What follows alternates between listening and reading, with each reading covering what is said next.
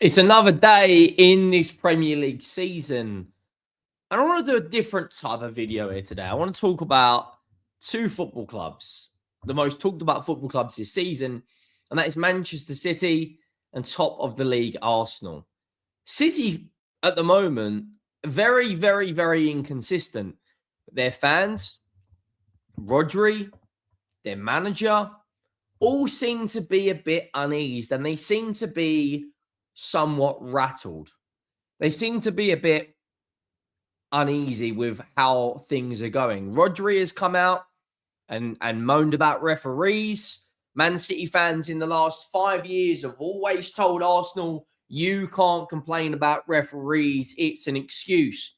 But then Ballon d'Or Rodri, treble winning Rodri, arguably one of the best defensive midfielders in the world, especially before his injury, is coming out complaining about referees. Pep Guardiola, more and more rumours coming up that he could be leaving Manchester City at the end of the season. And what manager will they get?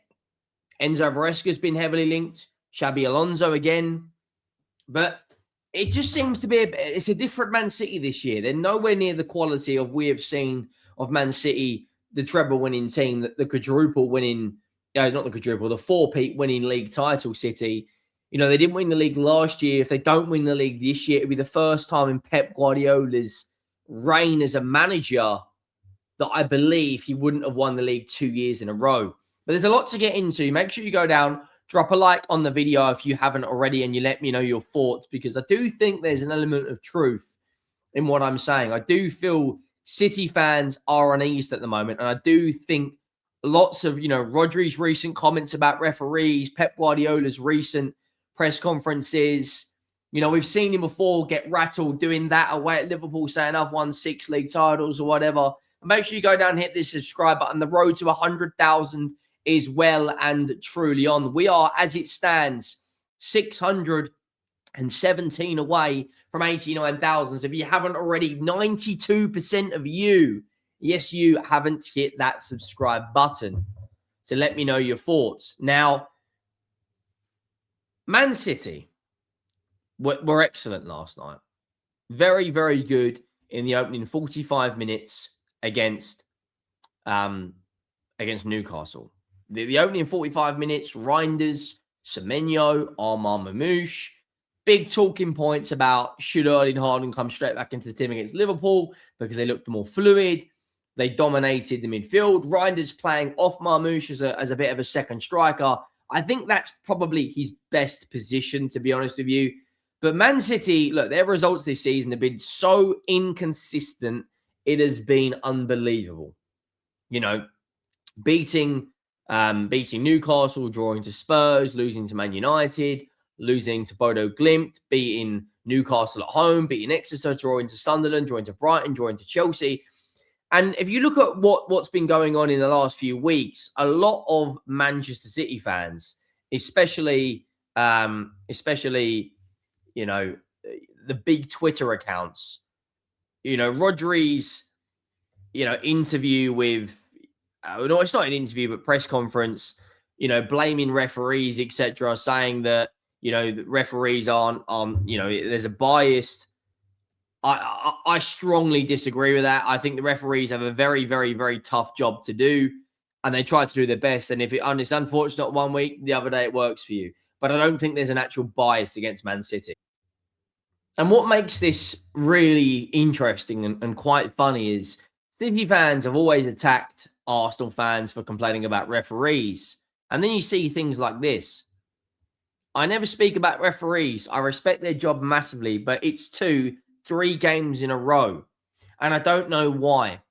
I know we won too much. People don't want us to win. That right there is a rattled person. He is fuming. And I think a lot of people on the socials, and it is kind of snowballing, a lot of people are desperate for Arsenal not to win major honours this season. I'm at the point where I've just accepted it. They've won 3 league titles in my lifetime. They've won FA Cups in my lifetime. It doesn't change my opinion on football if Arsenal win. It doesn't change how I feel about Tottenham if Arsenal win. It doesn't change anything. But for the referee, he has to be neutral, and it's not fair. How many times throughout the Premier League have we seen things and decisions go Manchester City's way? And I think this interview or this post-match interview goes hand on hand with the fact that Manchester City are not winning. They're not top of the Premier League. They're not top of the Champions League. They're in a League Cup final where they will be playing against Arsenal. But I do feel that this goes hand in hand. And if Manchester City, for whatever reason, do not beat Liverpool, which I believe they won't, I believe on Sunday, at best, Man City get a draw. But just to give you some more context, that Pep Guardiola has, I don't believe, ever won at Anfield. Like, I believe. I don't think he's ever won at Anfield. So, yeah, he hasn't. He hasn't. Tell a lie, he has. He's won one game at Anfield, which was a 4-1 victory. But his record at Anfield is quite poor. It is. You look at these results. I think Arsenal comfortably beat Sunderland 3 or 4-0. Maybe not 3 or 4-0, 2 or 3-0. Look at that result. One win for Man City in 9 fixtures. One win. I don't even think they won last year at Anfield either. Which would have been... That would have been, what, February last year? Bear in mind, City lost to... Liverpool went to City and won 2-0 last year. Going into the season, no, they didn't. Liverpool, again, have an unbelievable record at Anfield against City. So, based on these results, based on my prediction on Arsenal beating Sunderland, I think they will win the league by 8-9 points. And I look at, could Arsenal go and dominate? Potentially. You look at other teams in the Premier League. Chelsea have just got signed Liam Rosenior. Man United have got Carrick. Who knows what's going to happen with those two manager appointments? Both clubs are desperate to get back to the top and win domestic success. Spurs, we're miles off of it. I look at Liverpool. Who knows what could happen? Could Xabi Alonso come in if Slot gets sacked? You know, what happens when Van Dijk and Salah leaves? And you look across the Arsenal team, who do you think is going to leave in the next 12 months from a big player? I personally don't think anyone will leave. I think in terms of big players, I don't think Rice, Saka, Gabriel, Saliba, and what Arsenal have done really well under Andrea Berta is pin all their stars down to new contracts. The only position I think they will leave is Martinelli or Leandro Trossard. And I look at Man City, how many world-class players are in that Man City team right now in terms of performing at a world-class level right now? You can maybe argue Haaland, and that is it. That is it. Erling Haaland, who, by the way, has got 1 goal in his last 7 games. I don't see him scoring at Anfield. And I look after that, then they play, they've got Newcastle again in the league. I said last night in my post-match reaction, how do they transfer the form from cups to leagues? Because, look, how do you beat Newcastle and you can't beat us? How do you beat Newcastle away but lose to Bodo, Man United, and scrape a win past Wolves? Like, yes, it was a scrape win before anyone says. Look at the match stats. Both had 11 shots. Both had 1 big chance.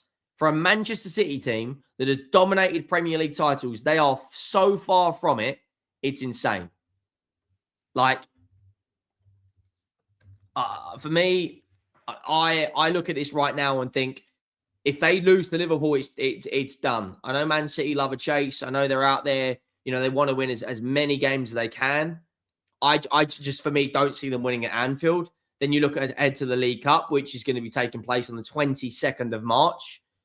Arsenal's record at Wembley is very, very good. You know, in the semi-final of the FA Cup, the only games where Man City have played against, I believe Arteta's won twice. He beat him in the Charity Shield and he beat him in the FA Cup semi-final. And I think Arsenal win that game as well. And once they get that League Cup over the line, I think that will be the start of it. Whereas Guardiola has been heavily, heavily linked with a move away. Could he take time out of football? Like, I don't know. I look at this right now in terms of how do they manage without Guardiola? Because he is so big to everything they do.